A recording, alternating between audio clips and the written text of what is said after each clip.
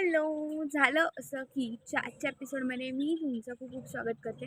तर झालं असं की आपण मॅनिफेस्ट करतो काहीतरी किंवा आपण काहीतरी एक स्वप्न बघतो आणि आपण असंही अनेकदा म्हणतो की स्वप्न काही खरी होत नाहीत किंवा मग आपण अनेकदा त्या स्वप्नांच्या मागे पळतो आणि कधी जर का ती पूर्ण नाही होते तसं दिसलं तर आपला हिरमोडही होतो.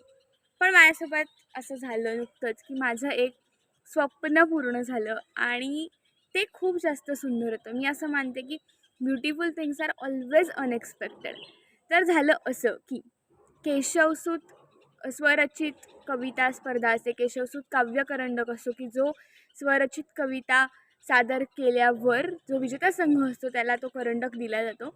आणि मागच्या वर्षी पण मी त्या स्पर्धेमध्ये सहभाग घेतलेला, मी कविता म्हटलेली आणि तेव्हा माझं स्वप्न होतं की तो करंडक मला मिळावा आणि त्यावर्षी ते काही झालं नाही. तर साहजिकच मला खूप वाईट वाटलं, मी उदासही होते आणि ह्या वर्षी मी परत एकदा नव्या जोमाने नव्या कवितेसह त्या स्पर्धेत भाग घेतलेला आणि यावर्षी मला तृतीय क्रमांकाचा तो काव्यकरंडक प्राप्त झाला. त्यावेळेस जेव्हा त्या बक्षीस समारंभामध्ये माझं नाव अनाऊन्स झालं त्यावेळेस जो आनंद होता तो इतका जास्त होता, कारण की परत एकदा अनएक्सपेक्टेड होतं ते मला. पण आपण स्वतःला काहीतरी म्हणणं आणि लोकांनी किंवा दुसऱ्यांनी आपल्याला काहीतरी म्हणणं हे इतकं वेगळं असतं. त्यामुळे मी कधीच स्वतःला खरं तर कवयित्री म्हणत नाही, पण त्या दिवशी तो काव्यकरंडक मला प्राप्त झाल्यामुळे कदाचित त्यांनीच मला कवयित्री म्हणून संबोधलं आणि ते इतकं सुखावणारं होतं.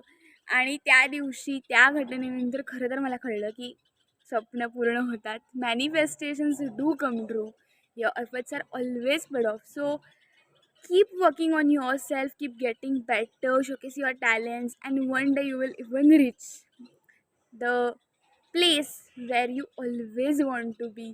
आणि ती स्वप्न खरंच पूर्ण होतील. तर झालं असं की आजच्या एपिसोडमध्ये इथेच थांबती आहे आणि तुम्हाला खूप खूप शुभेच्छा देते जी पण तुमची स्वप्न असेल त्या स्वप्नांपर्यंत पोहोचण्यासाठी. आणि तेव्हा जेव्हा ते स्वप्न पूर्ण होईल तेव्हाचा जो क्षण असेल आणि तो आनंद असेल तो खरंच सुंदर असेल. तर असा क्षण तुमच्या आयुष्यात लवकर येऊ एवढंच म्हणून थांबते. Bye bye.